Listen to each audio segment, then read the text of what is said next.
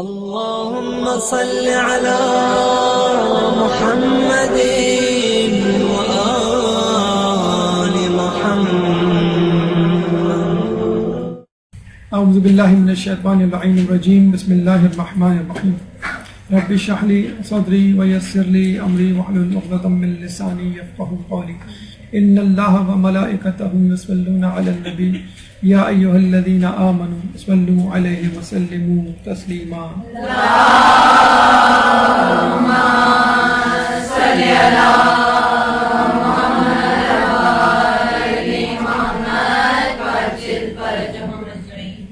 سیرت سیدہ سلام اللہ علیہ کے اخلاقی پہلو، یہ ہمارا آج کا موضوع ہے. اور اس سے پہلے یہ کہ کاغذ پہ لکھ کے سورہ مریم کو دم کروں، پھر فاطمہ کی عظمت و عفت رقم کروں.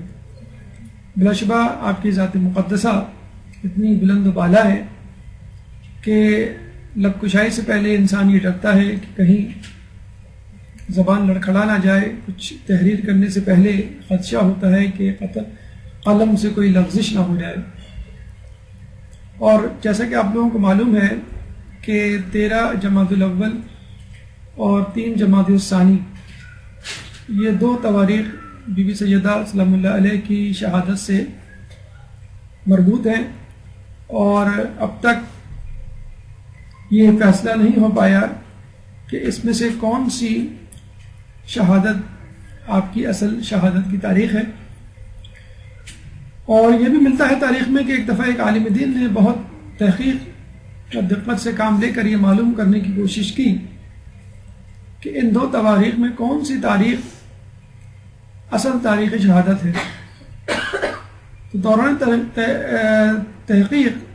تحقیق ایک دفعہ عالم خواب میں انہوں نے بی بی سیدہ کو خواب میں دیکھا، اور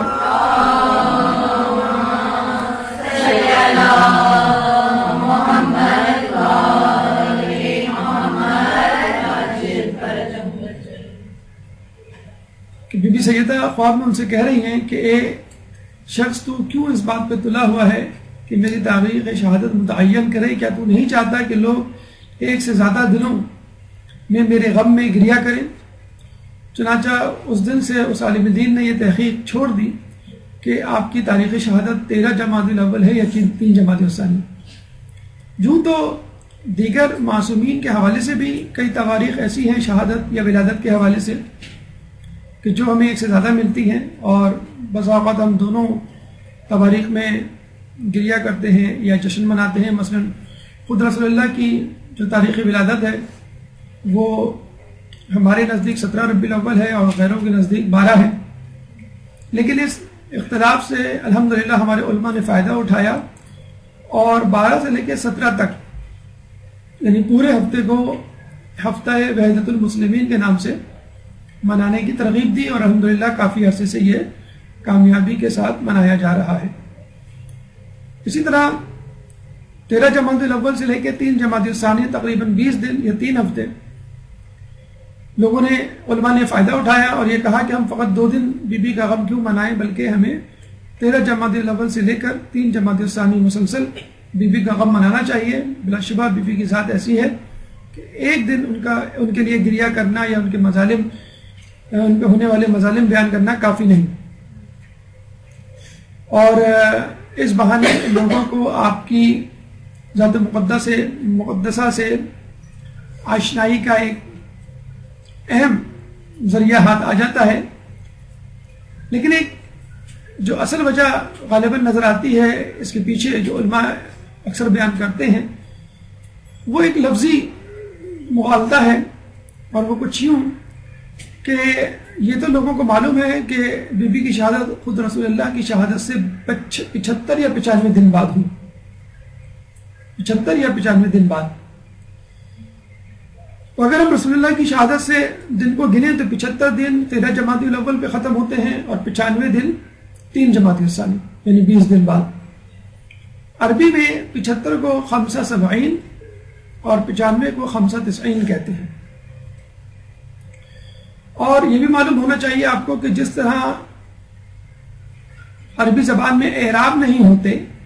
اعراب نہیں ہونے کا مطلب ہے عام عربی زبان میں اعراب نہیں لگائے جاتے. قرآن پہ جو اعراب لگے گئے ہیں وہ بعد میں لگائے گئے ہیں. ابو اسد دوئلی جو مولا علی کے شاگرد تھے, انہوں نے مولا علی سے گائیڈ لائن لے کر اس پہ اعراب لگائے, ورنہ تو عربی زبان میں اعراب تو کیا نقاط بھی نہیں ہوا کرتے تھے. ایک زمانے میں نقطے کے بغیر لکھی جاتی تھی اور سمجھ لی جاتی تھی. جیسے اردو زبان کو ہم بغیر اعراب کے سمجھ لیتے ہیں, اس لیے لوگ عربی زبان کو بغیر اعراب کے سمجھ لیتے ہیں. لیکن غیر عرب لوگوں کی سہولت کے لیے اعراب لگانا شروع کیا گیا, ورنہ اس سے پہلے تو اعراب تو کیا نقاط بھی نہیں ہوا کرتے تھے. تو اگر ہم 75 کو یا 95 کو بغیر نقاط بغیر نقطوں کے لکھیں تو دیکھ لیجئے آپ 70 اور 90 میں فرق نہیں کر پائیں گے. خود اپنی کاپی پہ اس وقت اگر آپ اس کا تجربہ کریں, 75 کو لکھیں بغیر نقطوں کے اور 95 کے نیچے 95 لکھیں مگر بغیر نقطوں کے, تو 5 تو شاید پڑھ لیں کیونکہ لفظ ہمسا کچھ نہیں ہوتا, 5 ہی ہوتا ہے یعنی 5. 70 اور 90 آپ کو ایک جیسے لگیں گے.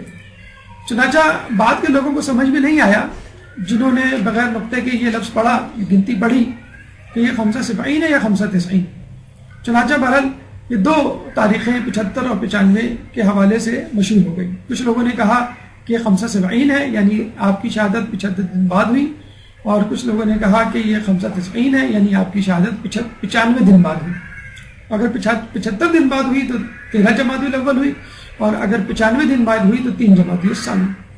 بہرحال لفظی غلطی کا ایک معنوی فائدہ یہ ہوا کہ مومنین کو اور بی بی سیدہ سے محبت کرنے والوں کو ان کی یاد میں کثرت گریہ کرنے کا موقع ملا, اور اس سبب ان کو آپ کی ذات مقدسہ سے آشنائی کرنے کا ایک وسیلہ.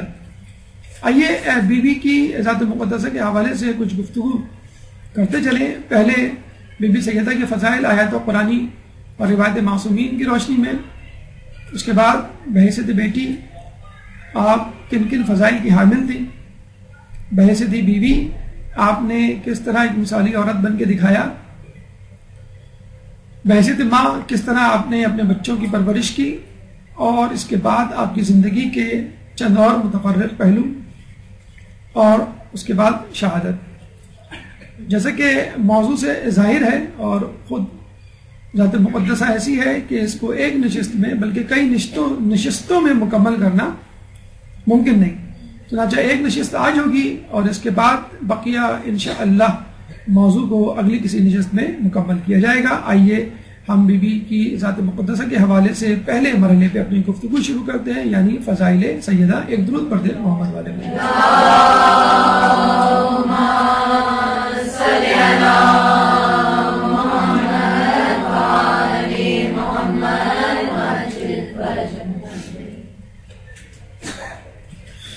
سب سے پہلے فضائل سیدہ میں آیات قرآنی کا سہارا لیا جائے گا اور دیکھا جائے گا قرآن میں کہاں کہاں آپ کی فضیلتوں کا تذکرہ ہے. اختصار کے ساتھ چند اہم ترین روایات آپ کی گوشہ گزار کی جائیں گی جس میں بی بی کے فضائل کا تذکرہ موجود ہے. بی بی سیدہ کے خاندان کے حوالے سے چند الفاظ اور پھر آپ کے القاب اور اہم ترین القاب پر مختصر سا حصہ یا گفتگو. آیت قرآنی کے حوالے سے اگر ہم بات کریں اور کسی کو یہ کہیں کہ آپ کے ذہن میں بی بی سیدہ کے حوالے سے قرآن کی کون سی سورہ آتی ہے تو فوراً جو سورہ آپ کے ذہن میں امڑ آئے گی وہ ہے سورہ کوثر. بسم اللہ الرحمن الرحیم. انا اعطیناک الکوثر فصل لربک وانحر ان شانئک هو الابتر. کہ بے شک ہم نے تمہیں کوثر عطا فرمائی بس تم نماز پڑھو اور قربانی دو, بے شک تمہارا دشمن بے نام و نشان رہے گا. یہ آیت کچھ لوگوں کے مطابق حوض کوثر کے حوالے سے رسول اللہ پہ اتری کہ ہم نے تمہیں حوض کوثر عطا فرمائی, لیکن علماء سب سے اہم ترین مصداق اس آیت کا یعنی کوثر کا خود بی بی کی ذات مقدسہ کو قرار دیتے ہیں, کیونکہ کوثر خود بی بی سیدہ کا ایک لقب تھا. اور اگر ہم پہلی آیت کو آخری آیت سے جوڑیں کہ ہم نے تمہیں کوثر عطا کری, ان شانیہ کا الابتر, بے شک تمہارا دشمن ابتر رہے گا, عربی میں لفظ ابتر دم بریدہ جانور کے لیے کہا جاتا ہے. عربی میں ابتر ایک ایسے شخص کے لیے کہا جاتا ہے جس کی کوئی اولاد نہیں ہوتی، جس کی کوئی نسل نہیں ہوتی. نعوذ باللہ لوگوں نے رسول اللہ کو ابتر کہنا شروع کیا اس وقت کہ جب رسول اللہ کے بیٹوں کی پہ در پہ جو ہے رحلت ہونے لگی. 3 بیٹے رسول اللہ کے یک کے بعد دیگرے 2 یا 3 سال کی عمر میں انتقال فرما گئے. ایک دفعہ رسول اللہ تدفین کے بعد اپنے بیٹے کو دفنا کر آ رہے تھے تو آس بن وائل ان سے کچھ پوچھنے لگا. محض گفتگو تھا. جب رسول اللہ چلے گئے تو لوگوں نے پوچھا آس بن وائل سے، جو کہ کافر تھا، دشمن اہل بیت تھا، دشمن رسول تھا، کہ تم کس سے باتیں کر رہے تھے؟ اس نے کہا نعوذ باللہ کہ میں ابتر سے باتیں کر رہا تھا. یعنی گویا نعوذ باللہ رسول اللہ کی ایک چڑ رکھ دی گئی. ابتر یعنی وہ شخص جس کی کوئی نسل اور خاندان اور آگے چلنے والا سلسلہ نہیں. رسول اللہ اس بات سے بہت رنجیدہ خاطر رہنے لگے. اور آپ کو معلوم ہونا چاہیے کہ عربوں میں جو شخص بغیر بیٹوں کے ہوتا ہے، بغیر خاندان کے ہوتا ہے، بغیر اولاد کے ہوتا ہے، اس کو بہت زیادہ پریشانیوں کا سامنا کرنا پڑتا ہے اور اس کو یہ فکر لاحق ہوتی ہے کہ میرے بعد میرا خاندان، میری نسل کیسے چلے گی. اور جب ہم رسول اللہ کی بات کریں تو یقیناً ایک نیک شخص رحمت اللہ عالمین بلکہ نبی، اس کی نسل تو چلنا بہت زیادہ ضروری ہے. برے لوگوں کی تو قطعاً ضرورت نہیں ہے، لیکن ان کی نسل چل رہی ہے تو پھر اچھے لوگوں کی اور دنیا کے کائنات کے سب سے بہتر انسان کی نسل کیوں نہ چلے. تو رسول اللہ رنجیدہ خاطر رہنے لگے. رسول اللہ کی اس رنجیدگی کو اور اس حزن و ملال کو دیکھتے ہوئے رسول اللہ کے اوپر اللہ تعالیٰ نے یہ آیت نازل کی اور خوشخبری سنائی کہ ہم تمہیں عنقریب جو ہے کوثر دیں گے. ہم نے تمہیں کوثر عطا کر دی، اور عطا کرنے کا مطلب ہے تم کو تحفتاً دے دی، اور اس کی وجہ سے تمہارا دشمن بے نام و نشان ہو جائے گا، تمہارا سلسلہ جاری رہے گا. اور ظاہر سی بات ہے کہ جناب سیدہ سے لوگوں کو معلوم ہے، آپ ہی کے پاک و پاکیزہ وطن سے 2 امام اور اس کے بعد باقی 11 اماموں کی نسل کا سلسلہ شروع ہوا.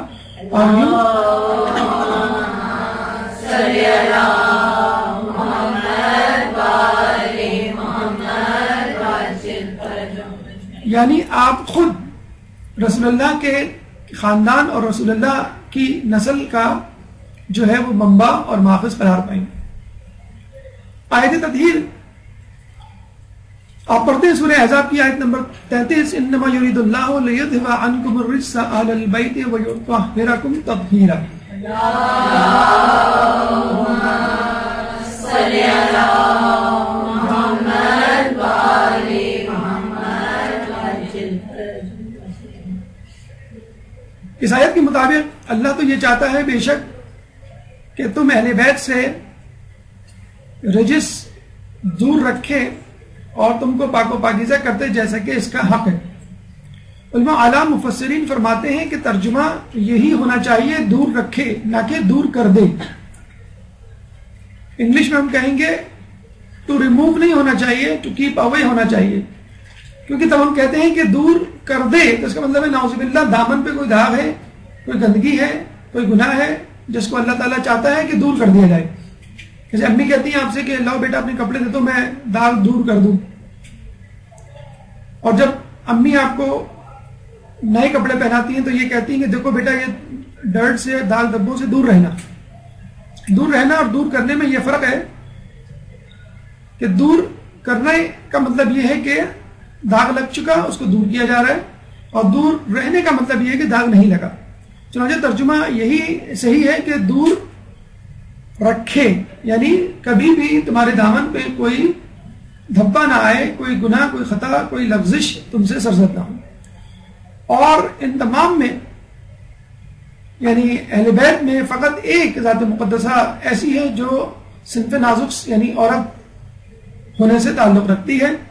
اور یہ بھی بہت بڑی بات ہے کہ اللہ تعالیٰ نے تمام عورتوں میں فقط جناب سیدہ کو منتخب کیا کہ وہ باعصمت داخل ہوں اس تمام اہل بیت کے گروہ میں. اس کے بعد آیت مباہلہ میں آپ کا تذکرہ فمن حاجك فيه من بعد ما جاءك من العلم فقل تعالوا ندعو ابناءنا وابناءكم وَنِسَاءَنَا وَنِسَاءَكُمْ وَأَنفُسَنَا وَأَنفُسَكُمْ. دیکھیے رسول اللہ اس آیت میں ابناءنا و ابناءکم کے مصداق، ابناءنا اپنے بیٹوں کو لاؤ، تم اپنے بیٹوں کو، یعنی جمع ہے ابن کی، اور رسول اللہ کے 2 بیٹے تھے چنانچہ ان 2 بیٹوں کو لے گئے. اگر ایک بیٹا کہا جاتا تو ایک بیٹے کو لے کے جاتے. اب یہاں پہ جو نساءنا ہے وہ بھی نساء کی جمع ہے، یعنی تم اپنی عورتوں کو لاؤ، ہم اپنی عورتوں کو. اور دیکھ لیجئے کہ اللہ تعالیٰ نے یہاں لفظ بیٹی نہیں کہا، وہاں پہ لفظ بیٹا استعمال کیا، بیٹوں کو لاؤ. اب آپ کہیں گے بھائی بیٹے تو نہیں تھے، وہ تو پوتے تھے. عربی زبان میں پوتوں کو بھی بیٹا کہا جاتا ہے، اور اسی طرح نواسوں کو بھی بیٹا کہا جاتا ہے. اس طرح نواسیوں کو اور پوتیوں کو بیٹی کہا جاتا ہے. یہاں پہ اللہ تعالیٰ نے بنتے کا لفظ یا بیٹی کا لفظ استعمال نہیں کیا، بیٹیوں کا لفظ استعمال نہیں کیا، بیٹی کا لفظ واحد نہیں استعمال کیا، جمع استعمال کیا. اس کا مطلب کیا ہوا؟ یہاں پر عورتوں کا لفظ ہے، بیٹیوں یا بیٹی کا لفظ نہیں ہے. اور عورتوں کا مطلب یہ ہے کہ اس میں بیٹیاں بھی شامل ہیں اور تمہاری بیویاں بھی شامل ہیں اور ہر وہ عورت جو تمہارے گھر میں ہے. یعنی بیٹوں کی صورت میں تو مرد مخصص ہو گئے کہ فقط بیٹوں کو لانا ہے، لیکن جب نساءنا کہا تو عورتوں کا لفظ استعمال کیا، بیٹیوں کا لفظ استعمال نہیں کیا. یعنی رسول اللہ کے پاس آپشن تھا، چاہتے تو بیٹی لے جاتے، چاہتے تو بیوی لے جاتے، چاہے وہ دونوں کو لے جاتے. لیکن رسول اللہ نے گھر والیوں میں، گھر کی عورتوں میں فقط بی بی سیدہ کا انتخاب کیا. یعنی یہاں یہ بات مصدقہ ہو گئی کہ رسول اللہ کی ازواج مطہرات میں یقیناً نیک زوجہ شامل ہوں گی، لیکن جب حق و باطل کا معرکہ آئے تو ایسی شخصیات اور ایسی عورت کی ضرورت ہے جو 100% پاک و پاکیزہ ہو. اور یہ اعزاز فقط رسول اللہ کی گھر والیوں میں جناب سیدہ کو حاصل ہے، کسی اور عورت کو نہیں. چنانچہ یہاں پہ لفظ عورتیں استعمال ہوا، اور رسول اللہ چاہتے تو کسی بھی عورت کو لے جاتے. کوئی بیٹی کا لفظ استعمال نہیں کیا کہ مجبوری تھی بیٹی کو لے جانا، اگر نہ ہوتا تو میں کسی اور کو لے جاتا. رسول کے پاس آپشن تھا، اس کے باوجود آپ جناب سیدہ کو لے کے گئے. پھر ہمیں یہ بھی ملتا ہے، جس طرح آپ نے دیکھا ہوگا کہ مغرب کا ایک نعرہ ہے کہ عورتوں کو مردوں کے شانہ بشانہ چلنا چاہیے، اور اسلام جو ہے فقط مردوں کا مذہب ہے، اور اسلام نے جو ہے وہ عورتوں کو چادر اور چار دیواری میں مقید کر دیا ہے. ابھی آپ نے سنا ہوگا کہ امریکہ میں جو ایران کی نوبل یافتہ انعام یافتہ خاتون تھی، ان کو بہت زیادہ پروجیکشن دی جا رہی ہے، میتھمیٹکس میں نوبل پرائز لیا ہے کہ وہ پردے کی حامی نہیں ہے. تو اور ایسا ہوتا بھی ہے کہ ایسی خواتین کو زیادہ پروجیکشن دی جائے جو فنڈامنٹلزم یا اسلامزم کے خلاف ہوں اور بہت زیادہ جسے کہتے ہیں کہ پردہ نہ کرتی ہوں. تو پہلی بات تو یہ ہے کہ خود مغرب میں ایسی خواتین مل جائیں گی جو پردہ کرتی ہیں، اور پہلے کرسچن تھی یا غیر مسلم تھی. خود ٹونی بلیر کی ساری مثلا ہم اگزامپل کے طور پہ لے سکتے. تو فقط ایک شخص کو یا شخصیت کو لے کے یہ کہہ دینا کہ پورا معاشرہ اس بات کا حامی غلط ہے.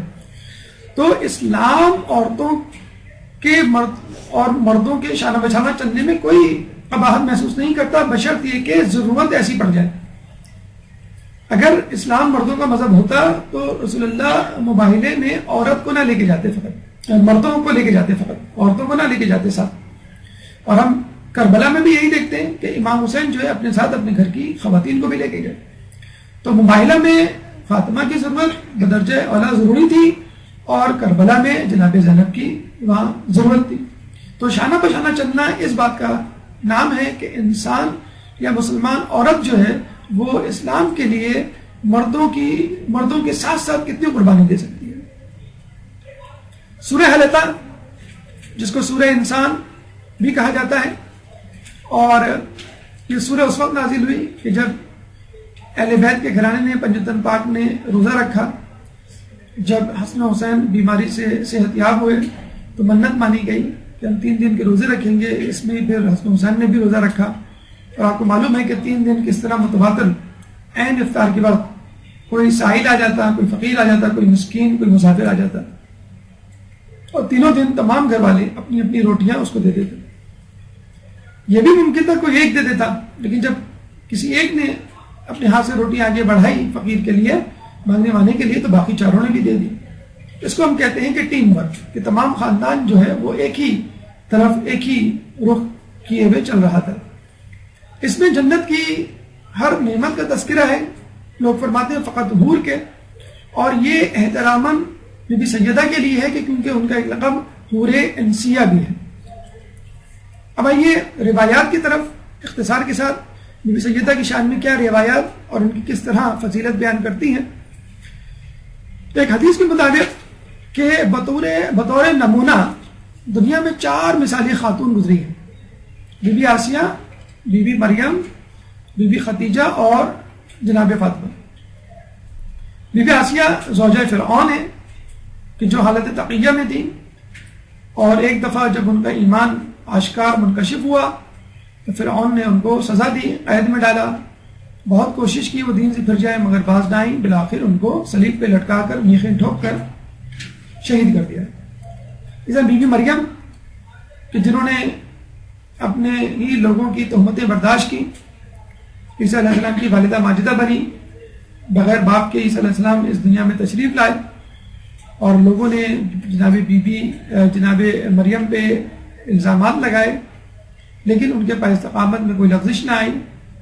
آپ کو پاک و پاکیزہ قرار دیا گیا، قرآن میں گواہی دی گئی، اور خود عیسیٰ علیہ السلام کو ابراہیم کی نسل سے قرار دیا، حالانکہ وہ بن باپ کے تھے. اب یہاں بھی یہ بات بھی کلیئر ہو جاتی ہے کہ نسل بیٹے سے چلتی ہے، بیٹی سے نہیں. تو رسول کی نسل یعنی آج کل کے جو سادات ہیں وہ کس بات کے سادات ہیں؟ رسول کا تو کوئی بیٹا نہیں تھا. اگر کچھ لوگ یہ کہتے ہیں بیٹی سے نسل نہیں چلتی، بیٹے سے چلتی ہے، تو ان کا یہ جواب ہے، ان کے لیے یہ جواب ہے کہ قرآن میں خود عیسیٰ علیہ السلام کو ابراہیم کی نسل سے قرار دیا ہے، حالانکہ عیسیٰ علیہ السلام کا کوئی باپ ہی نہیں تھا. تو اس حساب سے تو ان کو ابراہیم علیہ السلام کے خاندان سے نہیں ہونا چاہیے تھا، لیکن وہ اپنی ماں کے ہونے کے ناطے سے ابراہیم کے خاندان سے تھے. چنانچہ آج کل کے سادات رسول اللہ کے خاندان والے بی بی سیدہ کی وساطت سے، ان کے وسیلے سے رسول اللہ کی اولاد ہے. اور پھر حدیث کا آخری ٹکڑا یہ بھی کہتا ہوا نظر آتا ہے کہ ان چاروں میں افضل ترین فاطمہ ہے. 4 افضل خواتین ہیں اور افضل ترین خاتون اس میں فاطمہ. اس کے بعد سیدۃ النساء العالمین، تمام زمانے کی عورتوں کی سردار. بی بی مریم کو بھی اپنے زمانے کی عورتوں کی سردار کہا جاتا ہے. جب کسی نے امام سے پوچھا کہ کیا فاطمہ اپنے زمانے کی عورتوں کی سردار ہے، تو امام نے فرمایا نہیں، فاطمہ تمام زمانے کی عورتوں کی سردار ہے، نہ کہ فقط اپنے زمانے کی.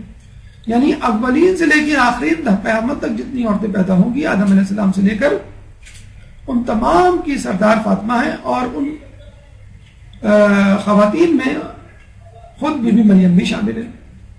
تو جو اپنے زمانے میں عورتوں کی سردار تھی وہ خود جناب فاطمہ کی سرداری میں شامل ہے.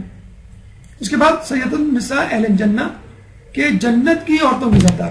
کتنا بڑا رتبہ ہے کہ بیٹے جنت کے مردوں کے سردار اور ماں جنت کی عورتوں کی سردار.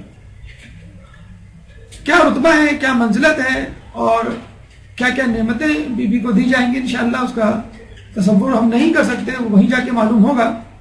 ایک قبے کے بارے میں کہا جاتا ہے کہ جنت میں ایک ایسا قبہ ہے کہ جس کی مسافت 1 سال ہے، یعنی اس کا جو ایریا ہے، رقبہ ہے، اگر آپ 1 سال تک چلیں تو کہیں جا کے وہ پورا ہو. اس میں 1,00,000 دروازے ہیں اور ہر دروازے میں 1,000 فرشتے بطور دربار ہیں. فقط ایک قبہ جو ہوا میں معلق ہے، نہ اوپر سے کوئی چیز ہے جو اس کو لٹکائی ہوئی ہے، نہ نیچے سے کوئی ایسا ستون ہے جو اس کو لیے ہوئے ہے. اور ایسے بہرحال دنیا میں واقعات ملتے ہیں، ایسی عمارتیں، ایسی چیزیں ملتی ہیں جو ہوا میں معلق ہیں. مثلا خود ستارے سیارے ہوا میں معلق ہیں. تو ایسا قبہ جو ہے، جو اپنی ذات میں انجمن ہے، وہ بی بی کے لیے جنت میں رکھا جائے گا. ایک عجیب بات، عموماً عورت کا تعارف اس کے مرد سے کروایا جاتا ہے. بلکہ آپ نے دیکھا بھی ہوگا انگلش میں تو Mr and Mrs Javed, Mr and Mrs Naveed اس طرح لکھ دیا جاتا ہے، عورت کا نام ہی نہیں لیا جاتا. لیکن جب حدیث قصہ کی بات آتی ہے اور فرشتے پوچھتے ہیں تو خدا پنجتن کا تعارف فاطمہ سے کرواتا ہے، بی بی سیدہ سے کرواتا ہے، اور پہلے بی بی سیدہ کا نام لیا جاتا ہے، ہم فاطمہ ابوہا و بالوہا و بنوہا.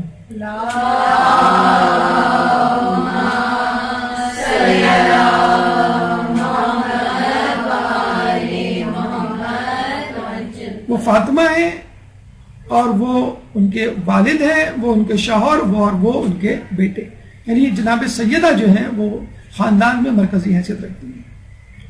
اور فقط فضیلت ہی کی بات نہیں کہ آپ فضیلت سن کر خاموش ہو جائیں، بلکہ بی بی سیدہ کو ناراض کرنے والی بھی کوئی حرکت انسان سے زندگی بھر نہیں ہونی چاہیے سرزد، کیونکہ رسول اللہ کی حدیث ہے، اور یہ حدیث آپ کو غیر شیعہ ماخذ میں بھی مل جائے گی، مثلا صحیح مسلم میں، کہ فاطمہ میرے جگر کا ٹکڑا ہے، فاطمہ بذات منی، جس نے اسے اذیت دی اس نے مجھے اذیت دی، جس نے مجھے اذیت دی اس نے خدا کو اذیت دی.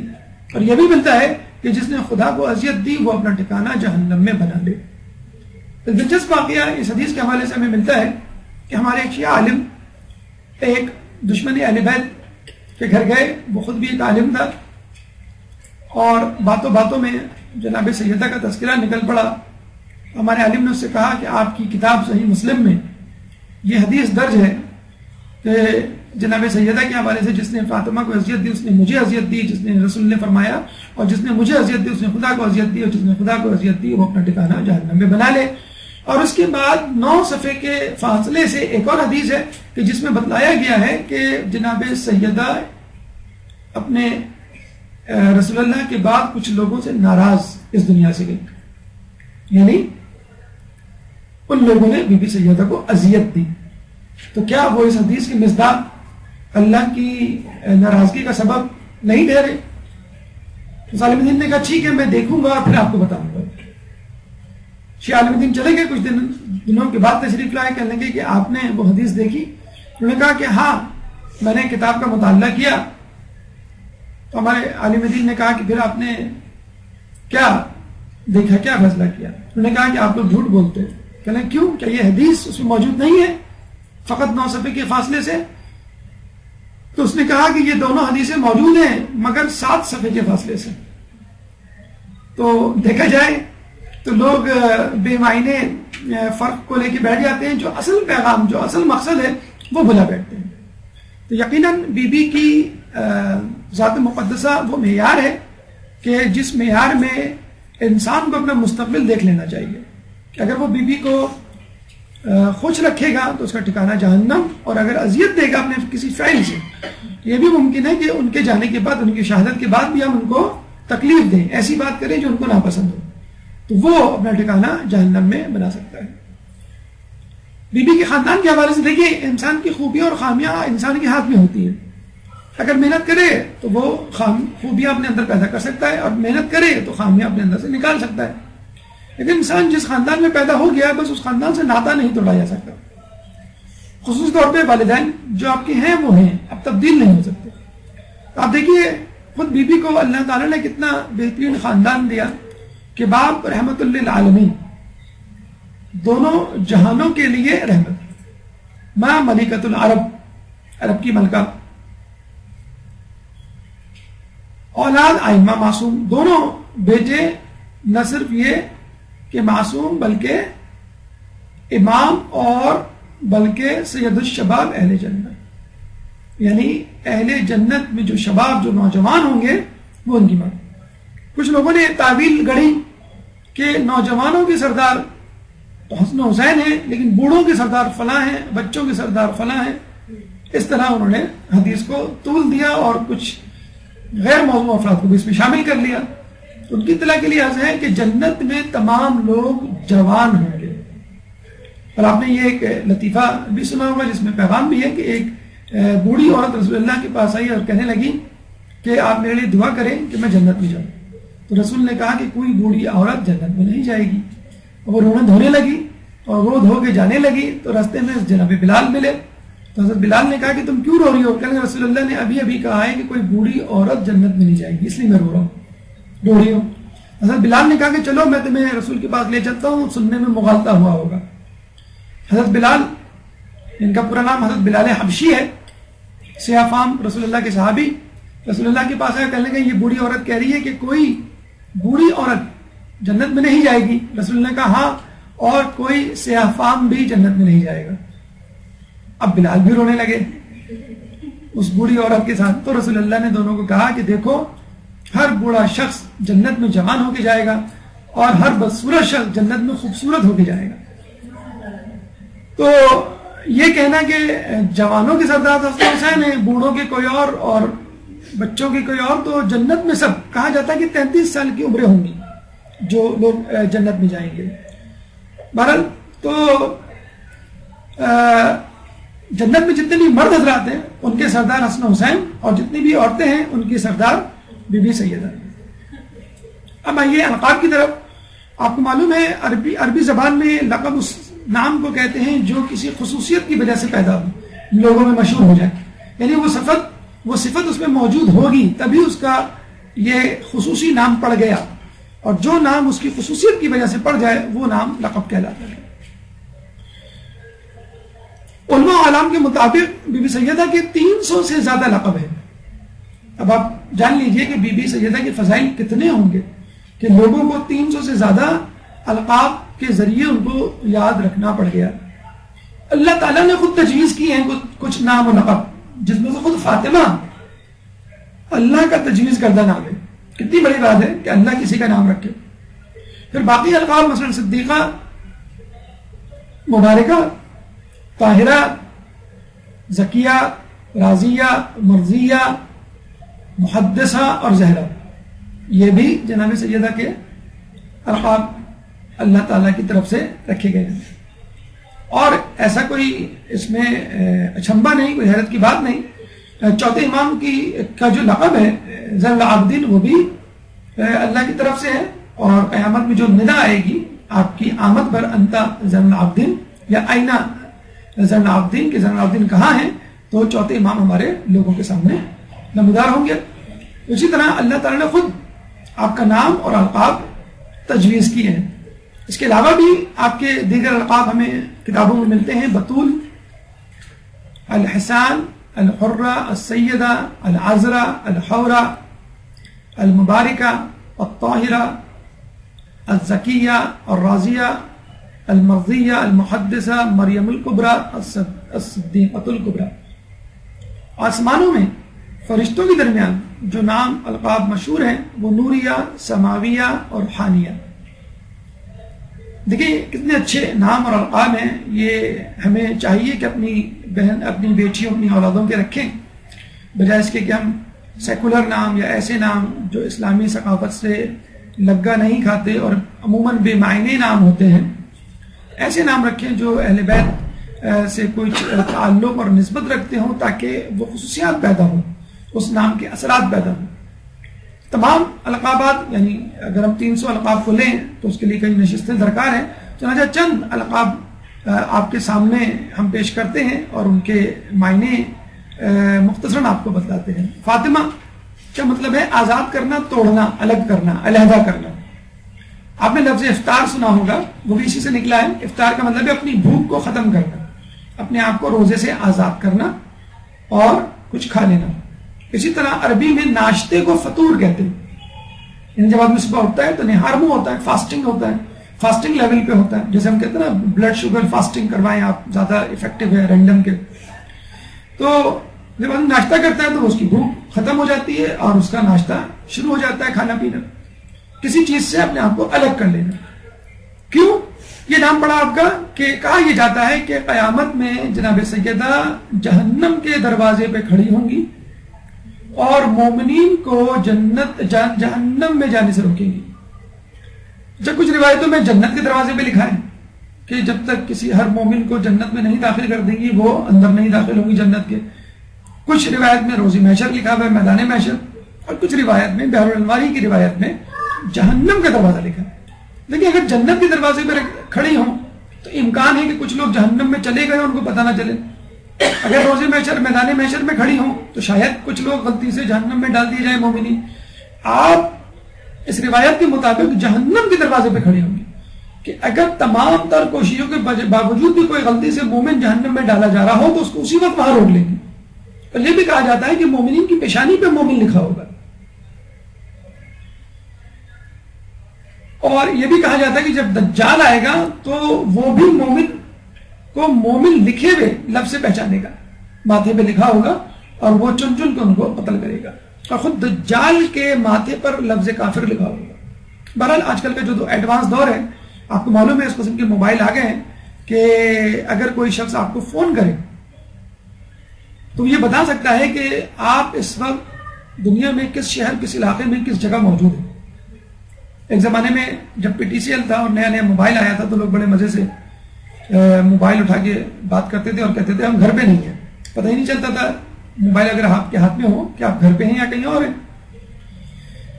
تو اب ایسے موبائل بھی آ گئے جو آپ کو لوکیٹ کر دیتے ہیں, بلکہ آپ اپنے موبائل پہ اگر لوکیشن کا آپشن پریس کریں تو وہ بتا دے گا ایگزیکٹلی آپ کے گھر کا ایڈریس بھی بتا دے گا, کون سا بلاک ہے اور کون سا ایریا ہے. یہ بھی آج کل اس قسم کے موبائل آ گئے. تو جہنم کے دروازے پہ کھڑی ہوں گی اور کسی مومن کو اندر نہیں جانے دیں گی. تو کتنا دیکھیں اہم ہے جناب سیدہ کی محبت کو اپنے دل میں جگہ دینا, بشرط یہ کہ کوئی ایسا کام نہ کرے جو ان کو آزاری دے, ان کو تکلیف دے. اس لیے بھی فاطمہ کہا جاتا ہے کہ آپ ہر برائی اور شر سے دور رکھی گئی ہیں, کوئی نجاست غلاظت آپ کے ساتھ نہیں ہے.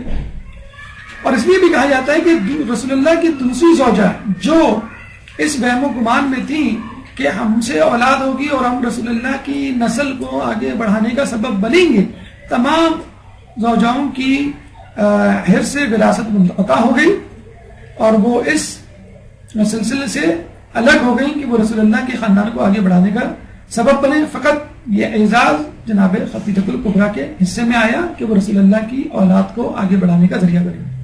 اور اس کی ایک وجہ یہ بھی ہے کہ جناب سیدہ کو علم دے کر جہل سے چھڑا لیا گیا. یہ 4 مفاہیم ہیں لفظ فاطمہ کے. ایک لقب آپ کا منصورہ ہے وَيَوْمَئِذٍ يَفْرَحُ الْمُؤْمِنُونَ بِنَصْرِ اللَّهِ. امام کی ایک روایت ہمیں بحر الانوار میں ملتی ہے کہ جس میں امام کہتے ہیں کہ زمین میں آپ فاطمہ اور آسمان پہ منصورہ کے نام سے مشہور ہیں. فاطمہ یعنی مومنین کو قیامت کے دن جہنم کی آگ سے آزاد کروانے والی, اور آسمان پہ منصورہ کیوں؟ یہ اللہ کی مددگار ہوئی, اللہ کی مدد کرے گی. اور پھر امام نے یہ آیت تلاوت کی وَيَوْمَئِذٍ يَفْرَحُ الْمُؤْمِنُونَ کہ اس دن جب مومنین خوش ہوں گے بِنَصْرِ اللَّهِ اللہ کی مدد کی وجہ سے. اور امام نے فرمایا اللہ کی مدد کیا ہے؟ بیوی کا شفاعت کرنا, بیوی کا مدد کرنا مومنین کا اس صورت میں کہ وہ مومنین کو جہنم کی آگ سے آزاد کرے. جناب زہرا آپ کا لقب کیوں ہے؟ یعنی روشنی, نور. کہتے ہیں ایک دفعہ مدینے میں صبح کے وقت سفید روشنی ظاہر ہوئی, لوگ بھاگے بھاگے اس روشنی کی طرف گئے اور پتہ چلا کہ یہ روشنی رسول اللہ کے حجرے سے آ رہی ہے. لوگ ارد گرد جمع ہو کے کہنے لگے رسول اللہ یہ روشنی کیسی ہے؟ آپ نے فرمایا کہ فاطمہ محراب عبادت میں محو عبادت ہے. اسی طرح جب ظہر کا وقت آیا تو در و دیوار پہ ماحول میں مدینے کے شہر میں زرد قسم کی روشنی پھیل گئی. لوگ دوڑے دوڑے اس روشنی کی طرف بھاگے تو پتہ چلا کہ یہ روشنی بیوی کے حجرے سے آ رہی ہے. رسول اللہ سے پوچھا یہ کیسی روشنی ہے؟ رسول اللہ نے کہا کہ فاطمہ عبادت کر رہی ہے اور اس کے وجود سے یہ نور پھوٹ رہا ہے. اس کے بعد شام کو ایک سرخ روشنی نمودار ہوئی, لوگ بھاگتے ہوئے مدینے میں اس جگہ گئے جہاں سے یہ روشنی طلوع ہو رہی تھی, آ رہی تھی, اور وہ جگہ خود رسول اللہ کا گھر تھی, حجرہ تھی. رسول اللہ نے کہا کہ فاطمہ کے وجود سے یہ روشنی پھوٹ رہی ہے جو اس وقت محو عبادت ہے.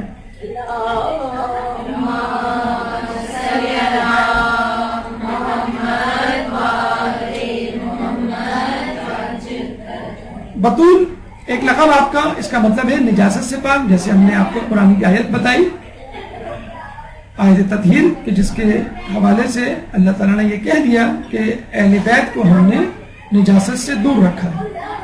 اس کے بعد طاہرہ یعنی جب نجاست سے دور رکھا جس کا مطلب ہے اہل بیت پاک و پاکیزہ ہیں, اسی لیے آپ کا لقب طاہرہ بھی ہے. راضیہ یعنی جو خدا سے راضی ہو جائے. اور یہ بہت بڑی بات ہے, اللہ کا جو کچھ دیا ہوا ہو اس پہ راضی ہو جائے. ہمارے پاس بہت کچھ ہوتا ہے, ہم راضی نہیں ہوتے, شکوہ شکایت ہمارے زبان پر ہوتا ہے, لیکن بی بی کے پاس کچھ بھی نہیں تھا, اس کے باوجود وہ اللہ سے راضی تھی. ایک دفعہ رسول اللہ گزرے بی بی کے حجرے کے پاس سے, تو دیکھا ایک نیا پردہ لٹکا ہوا ہے دروازے کے آگے. تو رسول اللہ نے فقط یہ کہا کہ اہل بیت کو دنیا سے کیا کام. یہ نہیں کہا کہ پردہ اتار دو یا فاطمہ کو کہو کہ مجھے یہ بات پسند نہیں آئی, بس یہ کہیں کہ گزر کے جب لوگوں نے فاطمہ کو بتایا کہ آپ کے بابا نے یہ کہا ہے, تو انہوں نے فوراً وہ پردہ اتار کے پرانا پردہ لٹکا دیا. ہر حالت میں کئی کے دن فاقوں سے گزر جاتے تھے, 3 دن فاقوں سے گزر جاتے تھے. ابھی اس کا تذکرہ آگے آئے گا, لیکن وہ ہر حال میں کتنے مسائل پڑے, لیکن ہر حال میں اللہ سے راضی رہے. لیکن پھر ہم یہ بتلا دیں کہ اللہ سے راضی رہنا ایک الگ بات ہے, لیکن اللہ کو راضی کرنا, دنیا میں بہت سے ایسے لوگ گزرے ہیں جو اپنے تئیں یہ سمجھتے تھے کہ ہم اللہ سے راضی ہیں, اللہ بھی ہم سے راضی ہوگا, لیکن اللہ ان سے راضی نہیں تھا اور نہیں ہے. تو مرضیہ کا مطلب ہے جس سے اللہ راضی ہو جائے. اگر آپ اللہ سے راضی ہو گئے تو ضروری نہیں کہ اللہ بھی آپ سے راضی ہو. جنت اسی وقت ملے گی جب اللہ بھی آپ سے راضی ہو, جیسے کہ سورہ فجر میں اللہ فرماتا ہے یا ایتھا النفس المطمئنہ ارجعی الی ربک راضیۃ مرضیہ فادخلی فی عبادی وادخلی جنتی. اے نفس مطمئنہ, رجوع کر اپنے رب کی طرف اس حالت میں کہ تو اس سے راضی اور وہ تجھ سے راضی. فادخلی فی عبادی, میرے بندوں میں داخل ہو جا, وادخلی جنتی, اور میری جنت میں داخل ہو جا. آپ نے دیکھا نفس مطمئنہ کہا گیا, جو وہ اسٹیج ہے نفس کی کہ جب انسان مطمئن ہو جاتا ہے اور تمام اشکالات ابہام اور کنفیوژن سے عاری ہو جاتا ہے, مطمئن ہو جاتا ہے, قانع ہو جاتا ہے, صابر ہو جاتا ہے, شاکر ہو جاتا ہے, اس حالت میں کہ اب وہ اللہ سے راضی ہے, اور اس کے بعد اللہ بھی اس سے راضی ہو جاتا ہے. اس کے بعد کی اسٹیج فوراً, اور پھر اس کے بعد اللہ تعالیٰ اس کو اپنے بندوں میں داخل کرتا ہے, اور اس کے بعد اس کو اپنی جنت میں. ایک روایت کے مطابق سورہ فجر خود امام حسین علیہ السلام سے منسوب ہے, اور یہ آیات انہی کے لیے اتری تھی. صدیقہ ایک لقب ہے, یعنی تصدیق کرنے والی. امام علی خود اپنے بارے میں کہتے ہیں کہ میں ہی سب سے پہلا صدیق ہوں, اور میرے بعد جو صدیق ہونے کا دعویٰ کرے وہ کاذب ہے, جھوٹا ہے. تاریخ طبری میں یہ بات مذکور ہے, موجود ہے, مذکور ہے. خود علی کہہ رہے ہیں کہ میں صدیق ہوں. اور جیسا کہ ہم نے کہا کہ رسول کی حدیث بھی ہے کہ اے فاطمہ, اگر علی نہ ہوتے قیامت تک تیرا کفو نہ ہوتا. تو ظاہر سی بات ہے کہ صدیقہ کا کفو صدیق ہی ہو سکتا ہے, اور صدیق حضرت علی ہے, نہ کہ کوئی اور. محدثہ یعنی گفتگو کلام کرنے والی, کلام تو سب کرتے ہیں. الانسان و ناطق, انسان حیوان ناطق ہے, کلام کرنے والا ہے. لیکن بیوی کا نام محدثہ یعنی کلام کرنے والی اس لیے پڑھا کہ وہ فرشتوں سے کلام کرتی تھی, بلکہ بطن مادر میں اپنی ماں سے کلام کرتی تھی, ان کی غم کو دور کرتی تھی, ان کو تسلی دیا کرتی تھی جب لوگوں نے ان کا بائیکاٹ کیا. اور جب بی بی کی ولادت ہوئی, اور جب 4 خواتین ان کی ولادت کے وقت تشریف آئی, جس کا تذکرہ آگے آئے گا, تو ولادت کے فوراً بعد بی بی نے ان کو سلام بھی کیا, جس کا جواب انہوں نے مسکراتے ہوئے دیا. بضعۃ الرسول, رسول نے فرمایا یہ میرے جگر کا ٹکڑا ہے. اور اس وقت دیا کہ رسول اللہ نے یہ جملہ کہا کہ جب رسول اللہ نے پوچھا کہ بتاؤ بہترین عورت کون, کوئی جواب نہ دے سکا. سلیمان فارسی حجرے کی طرف تشریف لے گئے پیچھے, اور کہا بی بی رسول اللہ نے یہ سوال پوچھا ہے. تو بی بی نے کہا جاؤ رسول اللہ سے کہو کہ بہترین عورت وہ, نہ وہ کسی کو دیکھے اور نہ کوئی اسے دیکھے. رسول اللہ نے برجستہ کہا یہ میری بیٹی نے کہا ہوگا فاطمہ بنت منی, بے شک فاطمہ میرے جگر کا ٹکڑا ہے. ام حبیہ اپنے باپ کی ماں, یعنی آپ نے بی بی خدیجہ کی شہادت کے بعد رسول اللہ کو کبھی آپ کی کمی محسوس نہ ہونے دی, بلکہ آپ نے اپنے اندر چھپی ہوئی ممتا سے رسول اللہ کا اتنا خیال رکھا کہ رسول اللہ کو خود اپنی ماں کی کمی محسوس نہیں. یعنی بیٹی نے وہ کیئر دی, وہ خیال رکھا کہ رسول اللہ اپنی ماں اور اپنی بیوی کو بھول گئے. اور اس لیے بھی ام حبیہ کہا جاتا ہے کہ خود رسول اللہ کی نسل کو آگے بڑھانے والی بی بی سیدہ ہی کی ذات ہے.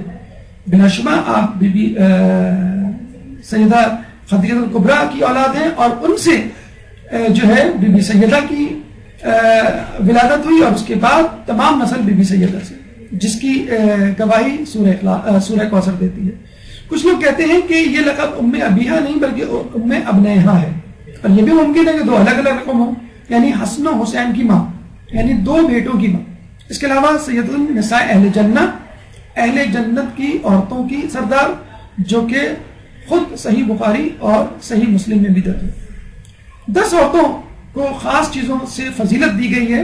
جناب حوا کو توبہ دی گئی، جناب سارہ ابراہیم علیہ السلام کی زوجہ کو جمال، حسن و جمال دیا گیا۔ رحمت یہ حضرت ایوب کی زوجہ تھی، ان کو عفت دی گئی۔ جناب آسیہ زوجہ فرعون کو حرمت دی گئی۔ زلیخا کو حکمت سے نوازا گیا۔ بلقیس، ملکہ بلقیس جو سلیمان علیہ السلام کی زوجہ بنی، عقل سے نوازا گیا۔ برخانہ یہ حضرت موسیٰ علیہ السلام کی والدہ کو صبر سے نوازا گیا۔ جناب مریم کو صفوت سے، اور حضرت خدیجہ کو رضائی الہی سے۔ بی بی سیدہ کو کس سے نوازا گیا، اس کا تذکرہ 5 منٹ کے وقفے کے بعد ایک درود پڑھ دیجئے محمد والے محمد۔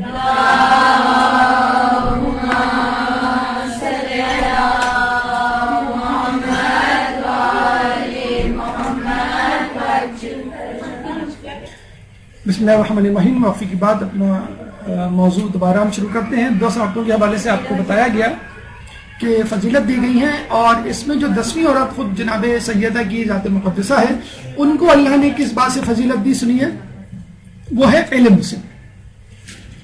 جناب سیدہ کو علم سے فضیلت دی، اور بحار الانوار میں یہ ہمیں روایت ملتی ہے کہ ایک دفعہ جناب سیدہ نے جناب علی کو کہا کہ آپ میرے پاس آئیے۔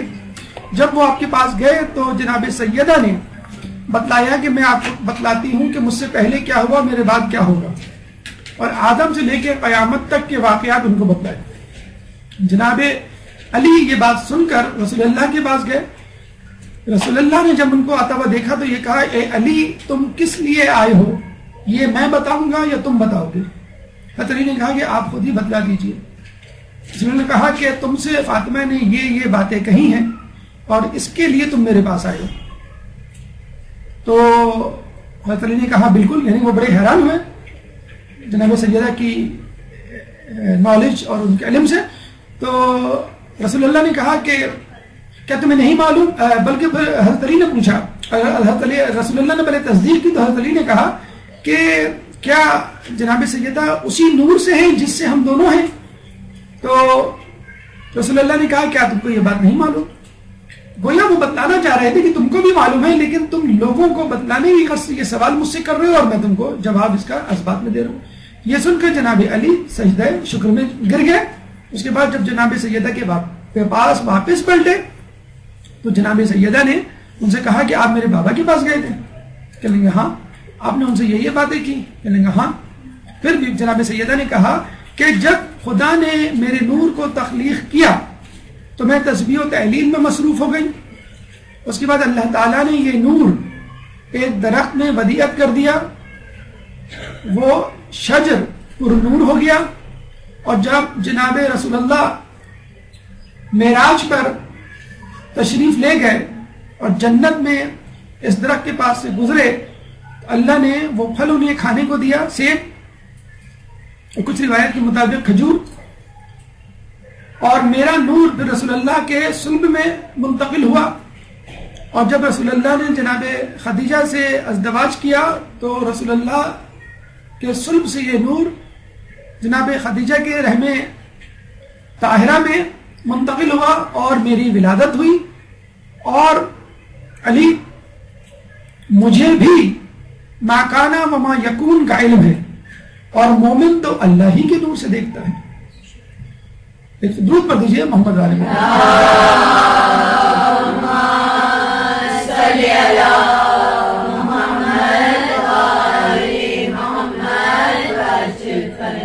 تو یہ جان لیجئے کہ جناب سیدہ کا علم بھی بہت زیادہ تھا، اتنا زیادہ علم تھا کہ خود حضرت علی برتہ حرت میں گر گئے، اور رسول اللہ سے تصدیق چاہیے، رسول اللہ نے تصدیق کی، لیکن چونکہ وہ خاتون تھی، گھر میں تھی، حجاب میں تھی، تو مناسب نہیں تھا کہ وہ حضرت علی کی طرح ممبر پہ جب افروز ہوتی ہیں اور کہتی ہیں سلونی سلونی قبل ان تفقدونی. خود مصحف فاطمہ اس بات کی گواہی ہے. خود کئی خواتین جب ان سے سوال پوچھنے آتی تو ان کے علم سے حیران و ششدر رہ جاتی. تو یہاں اس مقام پر ہمیں یہ دیکھنا چاہیے کہ جناب سیدہ کی ماننے والیوں کے پاس کتنا شوق علم ہے. کتنا علم نہیں، کتنا شوق علم ہے. ٹھیک ہے، کسی وجہ سے، کسی مجبوری کی وجہ سے آپ علم نہ حاصل کر پائیں، لیکن آپ کے اندر خود شوق کتنا ہے. اور آج کل جو میڈیا کا، انٹرنیٹ کا، موبائلز کا اور ٹیبلٹ لیپ ٹاپس کا دور ہے، اس میں شاید خواتین اب یہ وجہ بیان نہ کر سکے کہ ہمارے پاس وقت نہیں ہے. آپ کتنا وقت اپنے کچن میں گزارتی ہیں، کتنا وقت جو ہے وہ گھر کی صفائی ستھرائی میں گزارتی ہیں. اور جب آدمی کوئی میکینیکل کام کرتا ہے، ہاتھ پیر کا کام، تو ذہن بہرحال اس کا مصروف نہیں ہوتا ہے.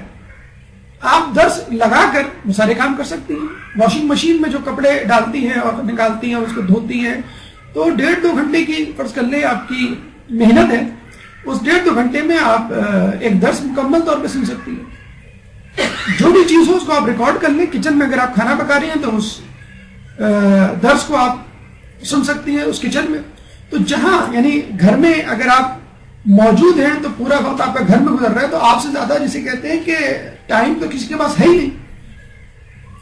تو کوشش کریں کہ اس علم کو حاصل کریں کہ جس کو جناب سیدہ نے اپنے رب سے حاصل کیا اور لوگوں تک پھیلایا. اور اسی علم کے سبب جو ہے حضرت علی نے لوگوں کو راہ حق پر لگایا، اور اس لیے اسی علم کے سبب ہمیں صراط مستقیم کا پتہ چلا. اب آئیے ہماری گفتگو کے دوسرے مرحلے، جناب سیدہ بحیثیت بیٹی. ایک صلوات پڑھے محمد والے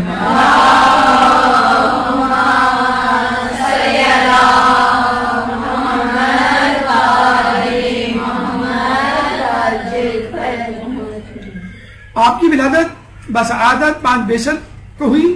آپ کا ایک نام انسیہ حورہ بھی ہے. اور جیسے کہ آپ کو بتلایا گیا کہ رسول اللہ نے جب جنت کا سیب یا کھجور کھایا تھا تو وہ در حقیقت جناب سیدہ کا نور تھا، جس کو اللہ تعالیٰ نے بہت پہلے تخلیق کیا تھا. اور اس پھل کے سبب رسول اللہ آپ کے نور کے حامل بنے اور وہ جوہر حیات میں تبدیل ہوا، اور وہ آپ کے صلب سے جناب خدیجہ کے رحم طاہرہ میں، رحم میں منتقل ہوا. اور اس کے بعد آپ کی ولادت ہوئی. رسول اللہ بچپن میں جناب سیدہ سے بہت پیار کیا کرتے تھے، اپنے سینے سے لگاتے اور ان کے ماتھے کو بوسہ دیتے، ان کے لبوں کو بوسہ دیتے. ایک زوجہ ایک دفعہ رسول اللہ کے پاس کھڑی ہوئی تھی اور کہنے لگی کہ آپ فاطمہ کو اتنا کیوں پیار کرتے؟ تو رسول اللہ نے کہا کہ جب میں چاہتا ہوں کہ جنت کی خوشبو سونگھوں تو فاطمہ کی خوشبو سونگھ لیتا ہوں.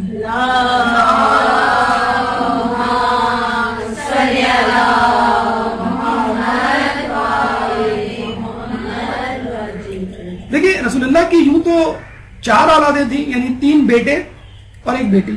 3 بیٹوں کا انتقال 2 یا 3 سال کی عمر میں ہی ہو گیا تھا، قاسم، ابراہیم اور عبداللہ. اور اس کے بعد آپ کا کوئی بیٹا تولد نہیں ہوا، اور اس کے بعد فقط 1 بیٹی ہی پیدا ہوئی. یعنی رسول اللہ کی فقط 1 اولاد جو زندہ رہی اور جس کی وجہ سے رسول اللہ کی نسل اور خاندان چلا، وہ جناب سیدہ کی ذات مقدسہ تھی. کچھ لوگ یہ افسانہ تراشتے ہیں کہ آپ کی اولادوں میں ام کلثوم، زینب اور رقیہ بھی شامل ہیں، اور جن کا نکاح بعد میں رسول اللہ کے ایک صحابی سے ہوا اور ان کو ذوالنورین کا لقب دے دیا گیا. تو یہاں یہ بات یاد رکھیے کہ یہ جو بیٹیاں ہیں ام کلثوم، زینب اور رقیہ، وہ رسول اللہ کی بیٹیاں نہیں تھیں، بلکہ رسول اللہ کی زوجہ خدیجہ الکبریٰ کی بہن حالہ اور ابو الہند جو ان کے شوہر تھے ان کی بیٹیاں تھیں. اور جناب حالہ ابو الہند کے انتقال کے بعد رسول اللہ نے ان کو اپنے گھر میں پالا تھا. اور ایسی اولاد کو ربیبہ کہا جاتا ہے. بیٹے کو ربیب اور بیٹی کو ربیبہ. عرب میں یہ قانون تھا کہ اپنی بہن یا اپنے بھائی کی اولاد کو ان کے مرنے کے بعد لوگ جو ہے وہ پال لیا کرتے تھے اور وہ ان کے ربیب یا ربیبہ کہلاتے تھے. بلکہ جو بھی بچہ یا بچی کوئی شخص پالے اس کو ربیب یا ربیبہ کہا جاتا تھا.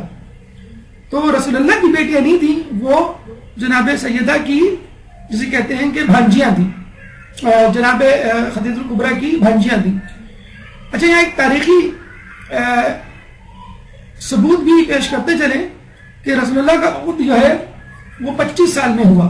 25 سال میں خدیجہ الکبریٰ سے شادی کی. پہلی اولاد جناب قاسم 30 سال میں ان کی اولاد ہوئی رسول اللہ کی, یعنی 5 سال بعد شادی کے.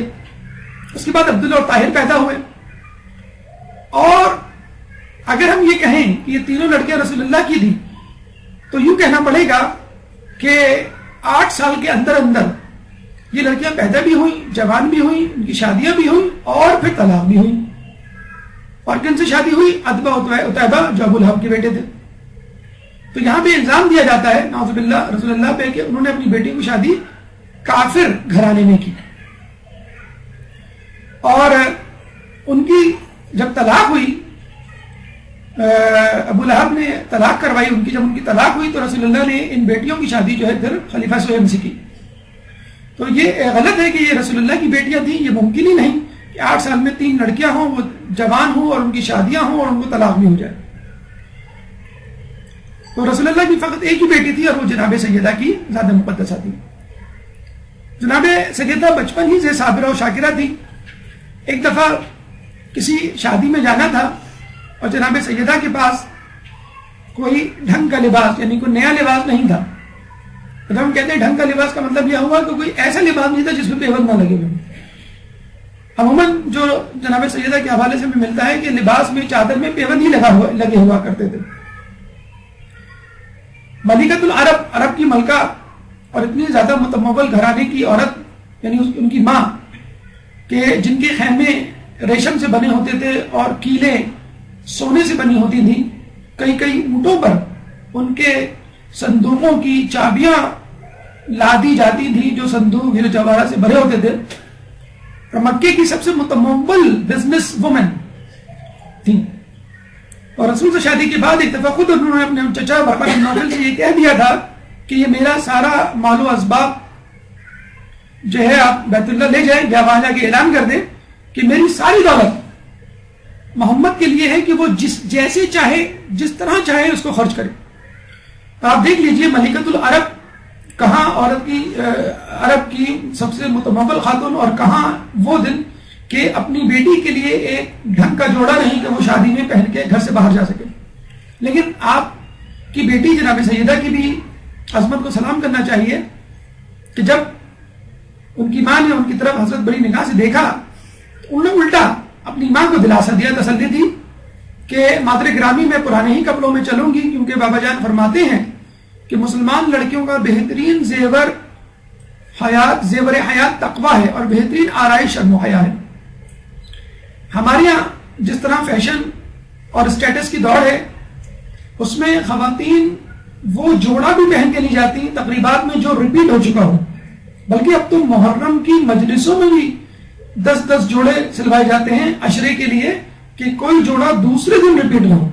اب بلیک جوڑا, سیاہ جوڑا, آپ کو کیا پتا چلے کسی کو کہ یہ کل پہن کے آپ آئی ہیں کہ نہیں, اس پہ آپ نے حجاب بھی کیا ہوا ہے. تو بالکل بھی امکان نہیں ہونا چاہیے اس بات کا کہ لوگ غور کریں اور پتہ چلائیں کہ آپ نے جوڑا ریپیٹ کیا ہے کہ نہیں. تو شادی بیاہ میں اگر آپ نے ایسا جوڑا پہن لیا جو آپ نے پہلے پہنا ہوا ہے, پہلے کسی دعوت میں, چاہے وہ 6 مہینے 1 سال پہلے کی دعوت ہو, تو وہ بھی لوگوں کو گوارا نہیں ہوتا. اور کہاں یہ کہ جناب سیدہ کو نیا کیا مطلب ایسا جوڑا مہیا دستیاب نہیں کہ جو ایک صحیح سالم جوڑا کہلایا جا سکے. تو ہم بڑے فخر سے جناب سیدہ کی ماننے والیوں میں اپنے آپ کو شامل کرتے ہیں, قطع نظر اس کے کہ ہمارا طور طریقہ ان سے بالکل ہٹ کرے. ہم کتنا زیادہ اپنے ماں باپ کو تنگ کرتے ہیں, کتنے زیادہ جو ہے وہ اپنے شوہروں کو تنگ کرتے ہیں کہ کس طرح آپ کی خواہشات کو پورا کیا جائے اور آپ کو جو ہے وہ شاپنگ کرائی جائے, آپ کو جو ہے نئے جوڑے دلائے جائے, چاہے وہ آپ کے شوہر یا آپ کے والد یا والدین دسترس میں نہ ہو. اور آپ کو معلوم ہے نہایت ہی کم عمری میں یعنی فقط 5 سال کی عمر میں آپ کی والدہ کا انتقال ہو گیا. ایک بچی جو فقط 5 سال کی ہو, فقر فاقہ میں پلی بڑی ہو اور اس کی ماں کا انتقال ہو جائے، اس صورت میں کہ ماں کے تمام خاندان والوں نے بائیکاٹ کیا ہوا ہو. کیونکہ جناب سیدہ نے اپنے خاندان والوں کی مرضی کے مطابق رسول اللہ سے شادی کی تھی، کیونکہ ان کے جو رشتے تھے وہ بڑے بڑے متمول گھرانوں، رئیسوں، حکمرانوں کی طرف سے آ چکے تھے، لیکن انہوں نے کسی بھی رشتے کو قبول نہیں کیا. اس لیے ان کے قبیلے والے ان سے نہایت ناراض تھے اور رسول اللہ سے شادی کے بعد ان کا بائیکاٹ کر دیا تھا. دوسرے خود رسول اللہ کے خاندان والے بھی ان سے ناراض تھے، اور رسول اللہ کے والدین یعنی بی بی سیدہ کے دادا دادی وہ بھی موجود نہیں تھے. تو فقط رسول اللہ کی ذات تھی جو آپ کے ساتھ تھی گھر میں، اور رسول اللہ جس تکلیف اور جس آزمائش سے گزر رہے تھے، ابتدائی ایام تھے مکے کے، اب اندازہ کر سکتے ہیں کہ 5 سال کی بچی نے کس طرح اپنا بچپن گزارا ہوگا. بی بی خدیجہ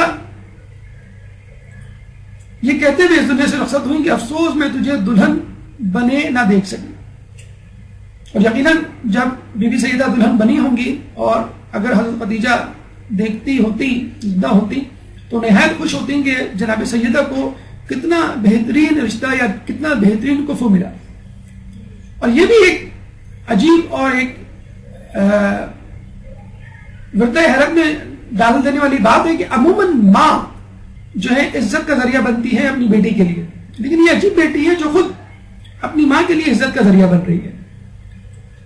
جب رسول اللہ جیسے اکثر ان کی عادت تھی کہ حضرت خدیجہ کے انتقال کے بعد اکثر ان کو یاد کیا کرتے تھے، تو رسول اللہ کی ایک زوجہ کے دل میں حسد پیدا ہوا اور کہا کہ کیوں آپ اس بڑھیا کو نعوذ باللہ یاد کرتے؟ آپ کے پاس جوان بیویاں موجود ہیں، آپ ان کی طرف کیوں نہیں دیکھتے؟ تو رسول اللہ نے کہا کہ خدیجہ مجھ پر اس وقت ایمان لائی جب تمام لوگوں نے ایمان لانے سے انکار کر دیا. خدیجہ نے اس وقت میری مالی امداد کی جب تمام لوگوں نے منہ موڑ لیا، اور خدیجہ سے میری اس وقت اولاد ہوئی کہ جب لوگ مجھے ابتر کے تانے دیا کرتے تھے. یعنی جناب سیدہ پیدا ہوئی انا اعطیناک الکوثر کے مصداق، جو کوثر دی تھی اللہ تعالیٰ نے کس وسیلے سے دی تھی رسول اللہ کو؟ حضرت خدیجہ کے وسیلے سے دی تھی. تو خود جناب سیدہ کی ذات اپنی ماں کے لیے ایک 3 بہترین فضیلتوں میں سے ایک فضیلت کا سبب بنی. تو جن 3 خوبیوں کے سبب رسول اللہ جناب خدیجہ کو یاد کیا کرتے تھے، اس میں ایک خوبی یہ بھی تھی کہ جناب خدیجہ الکبریٰ نے رسول اللہ کو ابتر کے طعنے سے نجات دلوائی. اس کے بعد آپ رسول اللہ کی زوجاؤں میں سے ایک زوجہ ام سلمہ کی نگرانی میں پلی بڑھی اور اکثر ان کے ساتھ رہا کرتی تھی. ام سلمہ کا تذکرہ آپ نے حدیث قصہ میں بھی سنا ہوگا کہ انہوں نے کہا تھا جب چادر میں 5 آ گئے کہ کیا میں بھی اس چادر میں آ جاؤں؟ تو رسول اللہ نے کہا کہ تم نیکی پر ہو لیکن اس چادر میں نہیں آ سکتی. یعنی تم ایسی خاتونوں کی ہدایت پر ہو، صراط مستقیم پر ہو، لیکن اہل بیت میں سے نہیں ہو، یعنی عصمت کے گھرانے سے تعلق نہیں ہے تمہارا، اور تم 14 معصومین میں شامل نہیں ہو، چنانچہ تم اس چادر میں نہیں آ سکتی، لیکن تم راستی پر ہو، صراط مستقیم پر ہو. اور خود غریشیہ افراد میں بھی یہ بات مشہور ہے کہ رسول اللہ اگر کسی سفر پہ جاتے تو ام سلمہ کو اپنی بیویوں میں سے منتخب کرتے اور ان کو لے کے جاتے. بہرحال ام سلمہ کا تذکرہ بی بی خدیجہ کے بعد ہمیں کتابوں میں بہت زیادہ ملتا ہے. اس حوالے سے حدیث قصہ میں ان کا نام موجود ہے، اس حوالے سے کہ جناب سیدہ کی جسے کہتے ہیں نگرانی نگہداشت میں انہوں نے اہم کردار ادا کیا. اور اس کے علاوہ امام حسین علیہ السلام کی حدیث کے حوالے سے جس میں کربلا کی شہادت کا تذکرہ موجود ہے امام حسین کی، کہ رسول اللہ خواب میں آئے اور یہ کہا کہ میں نے ابھی حسین کو کربلا میں شہید ہوتے ہوئے دیکھا ہے، اور ان کی داڑھی جو ہے وہ خاک آلود تھی. اور ایک روایت میں یہ بھی ملتا ہے کہ انہوں نے ایک شیشی دی تھی ام سلمہ کو اور یہ کہا تھا کہ اس شیشی میں جو مٹی ہے جب سرخ ہو جائے تو سمجھ لینا میرا حسین شہید ہو گیا. تو یہ جو روایت ہمیں وہ بھی ام سلمہ سے ملتی ہے. اور ام سلمہ وہ خاتون تھی جنہوں نے امام حسین کو کربلا جانے سے روکا بھی تھا اور کہا بھی تھا کہ لوگ آپ کی جان کی در پہ ہیں، آپ خدا یہاں رک جائیں. لیکن بہرحال امام کو جانا تھا اور وہ ایک بڑا مقصد تھا جس کے تحت ان کو اپنے اہل بیت کے سمیت جو ہے وہ جہاد کرنا تھا. بہرحال جب کسی نے ام سلمہ سے پوچھا کہ آپ اس بچے کی کیسی تربیت کر رہی ہیں، کیسی تعلیم و تربیت ہو رہی ہے اس بچی کی، ام سلمہ نے کہا میں تو خود اس بچی سے تعلیم حاصل کرتی ہوں. میں کیا اس کی تعلیم و تربیت کروں گی؟ یقیناً جو بچی پیدا ہوتے ہی اپنے آس پاس کے لوگوں کو سلام کرے، جیسے ہم نے بتایا 4 خواتین کو جو بھیجی گئی تھی باقاعدہ جنت سے، تو وہ بچی خود جو ہے لوگوں کو پڑھائے، نہ کہ وہ خود پڑھے. اور ہمارا معصوم یعنی ہمارے ائمہ اور ہمارے معصوم کسی سے پڑھے بھی نہیں ہوتے، بلکہ لوگ جو ہے ان سے تعلیم حاصل کرتے ہیں.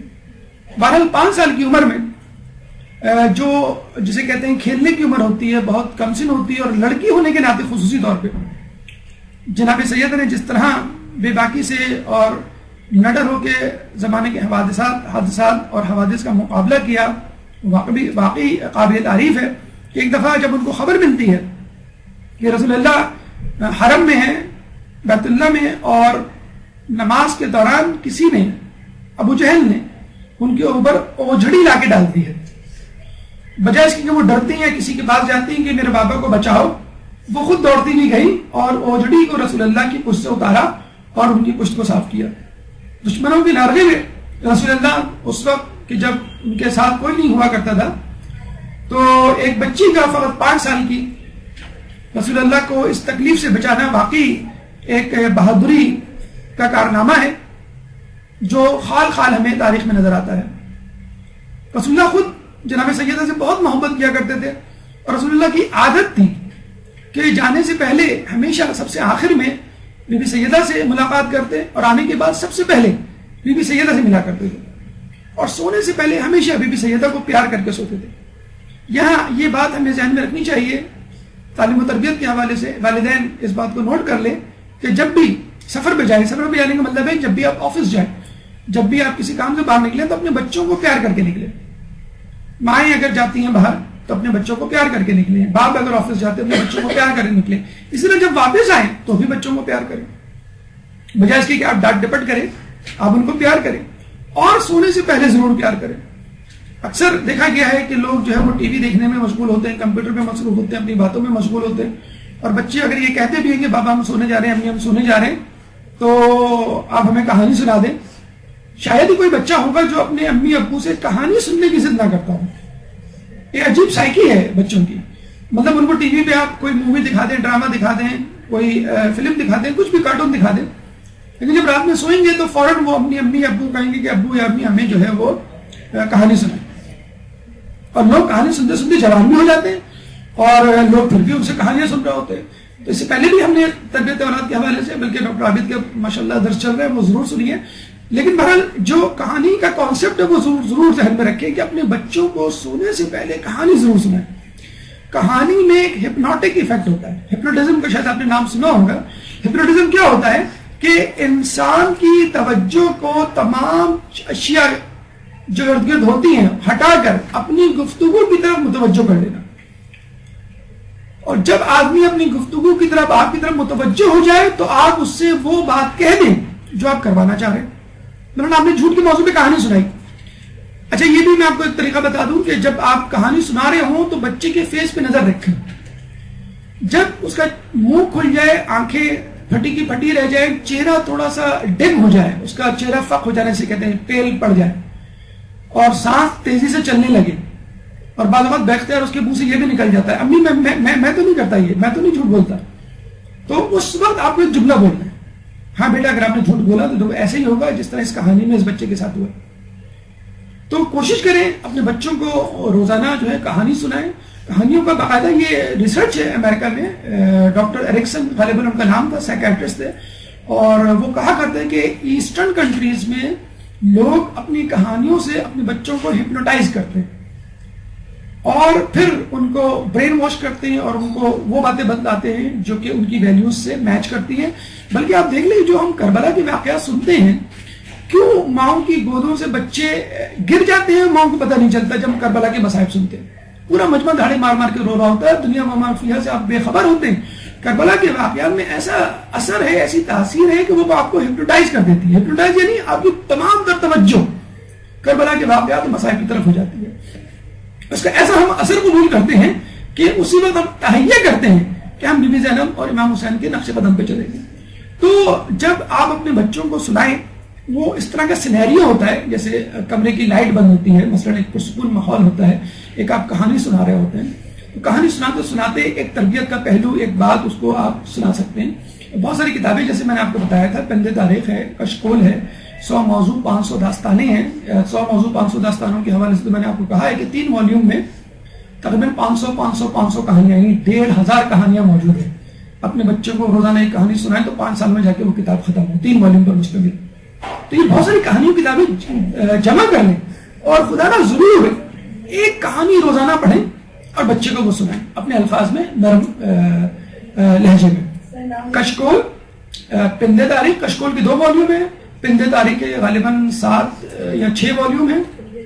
پندے تاریخ، پے سے پندے تاریخ، اور ایک موضوعی داستانیں ہیں، اس میں بھی تقریباً 40 سے زیادہ موضوعات ہیں اور 150 سے زیادہ واقعات ہیں، موضوعی داستانیں۔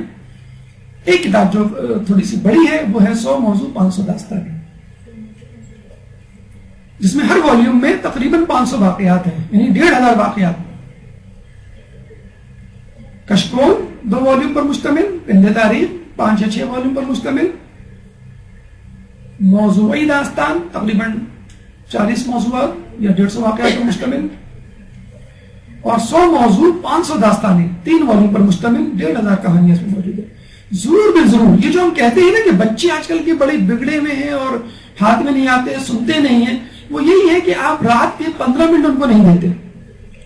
سنن تو آپ کو جتنا ہو سکے وقت دینا چاہیے، لیکن رات میں جو 15 منٹ آپ کی کہانی کے ہوتے ہیں وہ ضرور دیا کریں۔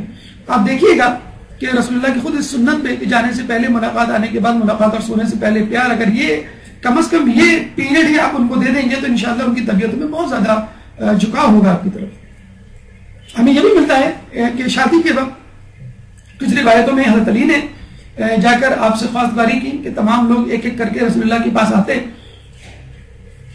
جناب سیدہ کے رشتے کے لیے، اور رسول اللہ ان کو انکار کر دیتے، اور کچھ لوگوں کی خواستگاری کو رسول اللہ نے برہمی کا بھی اظہار کیا۔ تو ایک صاحب نے جا کے حضرت علی کو کہا کہ ہمارے خیال میں رسول اللہ آپ سے توقع کر رہے ہیں کہ آپ خواستگاری کریں۔ تو پھر حضرت علی نے جا کے خواستگاری کی، اور ایک روایت کے مطابق خود رسول اللہ نے حضرت علی سے کہا کہ علی، مجھے خدا نے فرمایا ہے کہ اپنے لخت جگر کا وقت تم سے کروں، کیا تمہیں منظور ہے؟ عرض کی جی ہاں۔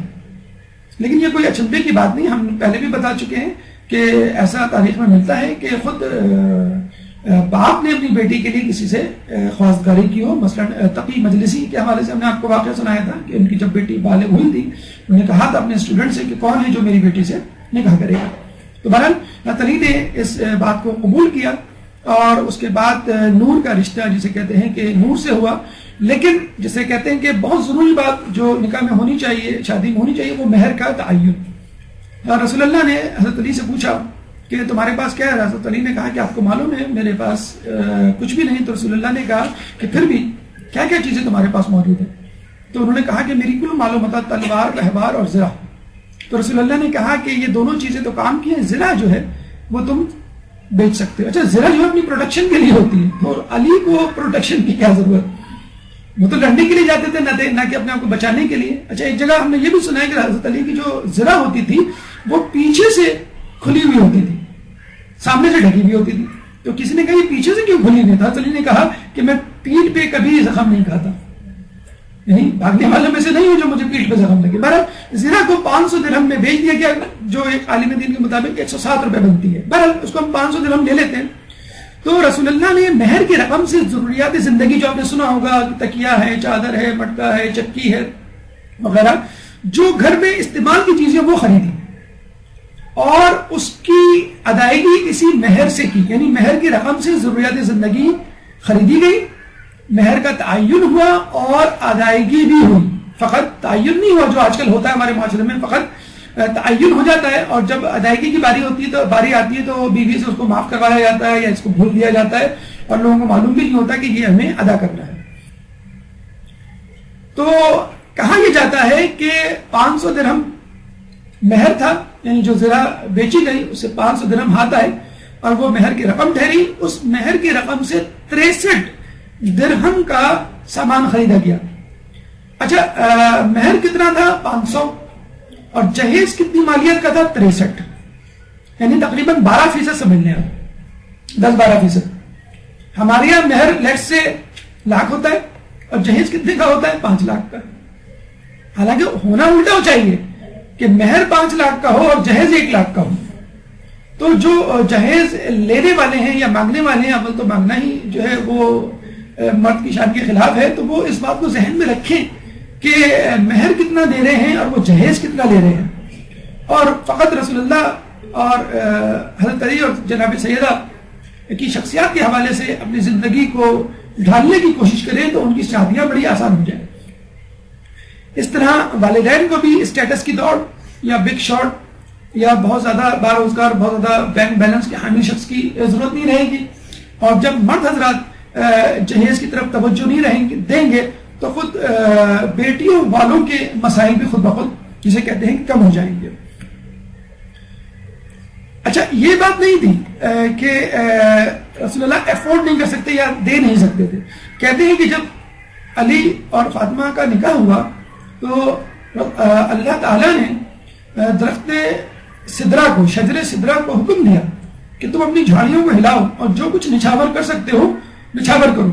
تو درخت اپنی شاخوں سمیت ہلا اور اس میں سے بہت زیادہ تعداد میں موتی جواہرات اور مرجان جھڑے، جس کو جنت کی حوروں اور غلامان یعنی نوکروں نے چننا شروع کر دیا. اور اس دن بہت خوش ہوئے کہ آج علی فاطمہ کی شادی ہے جس کے سبب ہمیں موتی جواہرات اور مرجان ملے. کہ درود پڑھ دیں محمد والے.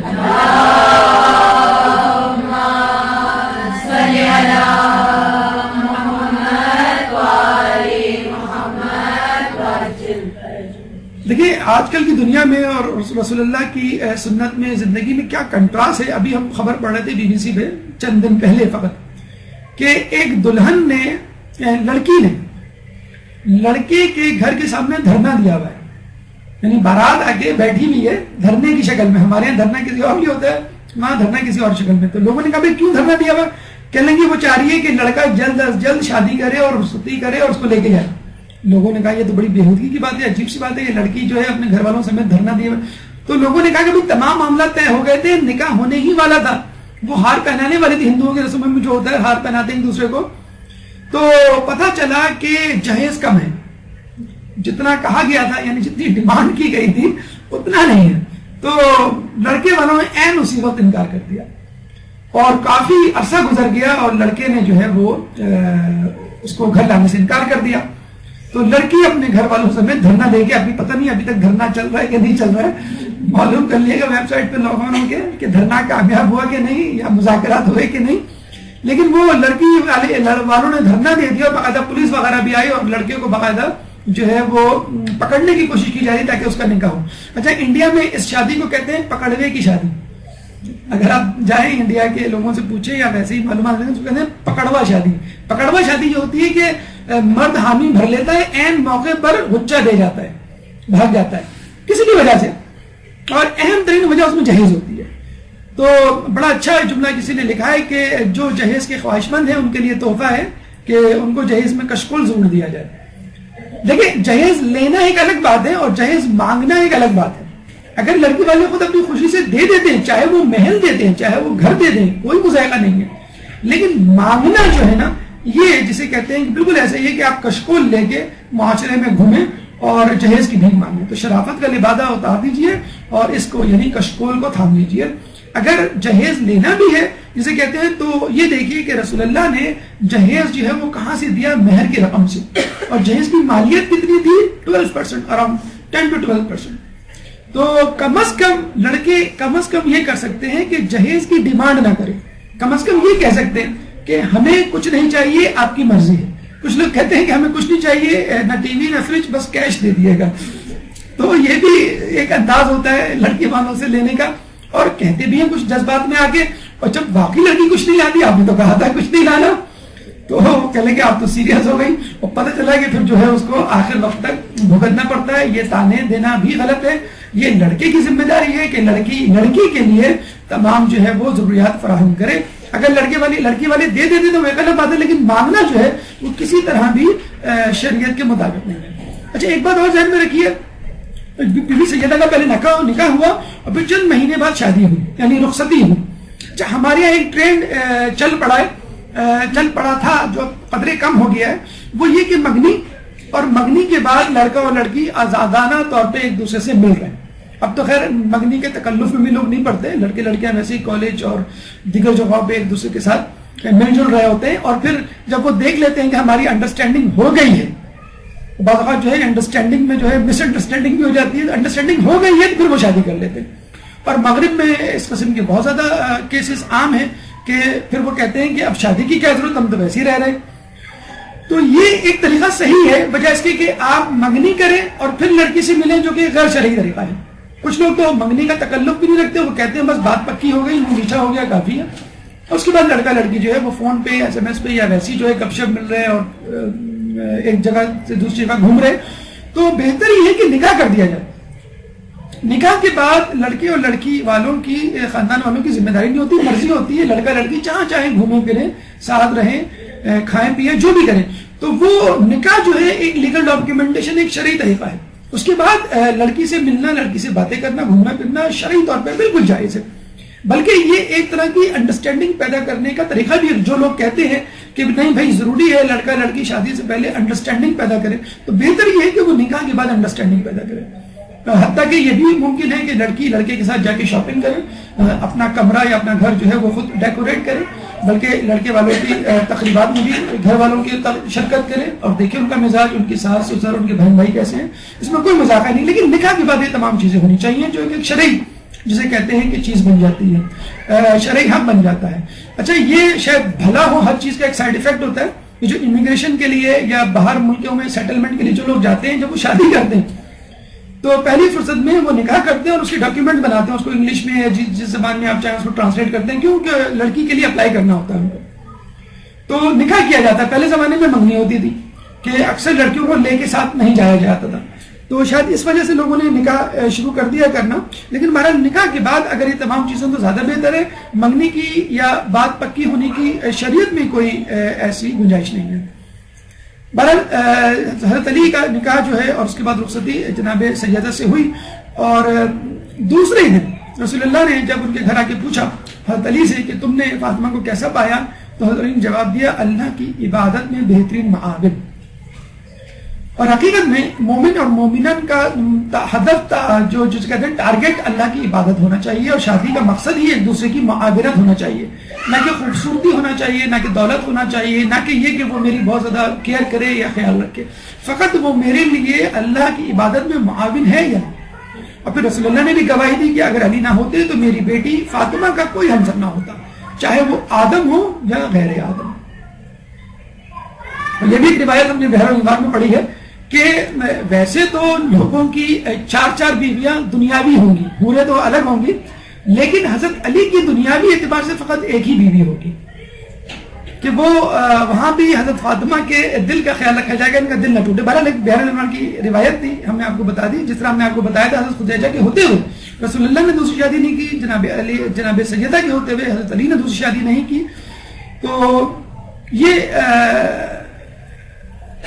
وقت یہ چیز بتلاتی ہے کہ جناب سیدہ کا کفو جو ہے فقط حضرت علی تھے. اس کے علاوہ ایک فسانہ شادی علی اور دختر ابو جہل ہے کہ ایک دفعہ نعوذ باللہ، یہ غلط روایت ہے جو ہم سنا دیں آپ کو تاکہ آپ لوگ مس گائیڈ نہ ہو، کہ لوگوں میں یہ مشہور کر دیا گیا کہ ابو جہل کی بیٹی سے شادی کرنا چاہتے تھے حضرت علی، تو فاطمہ جو ہے وہ روتی دھوتی رسول اللہ کے پاس گئی، رسول اللہ نے حضرت علی کو منع کیا اور یہ حدیث پڑھی فاطمہ تو بذات منی من اذاها فقد اذانی، فاطمہ میرے جگر کا ٹکڑا ہے، جس نے فاطمہ کو ناراض کیا اس نے مجھے ناراض کیا، جس نے فاطمہ کو اذیت دی اس نے مجھے اذیت دی، نعوذ باللہ. تو ایسا کچھ نہیں ہے کہ حضرت علی جو ہے وہ ابو جہل یا کسی اور کی بیٹی سے شادی کرنا چاہتے تھے. یہ حدیث، یہ جملہ رسول اللہ نے کب ادا کیا وہ ہم نے آپ کو بتا دیا. اس کے بعد باقی چیزیں، باقی فضائل انشاءاللہ اور باقی سیرت سیدہ پہ روشنی انشاءاللہ اگلی نشست میں آپ کے سامنے ڈالی جائے گی. اب تک کی گفتگو سے متعلق اگر آپ کے ذہن میں کوئی سوال ہو تو آپ کر سکتے ہیں. قبل سوالات بھرپور سلامات.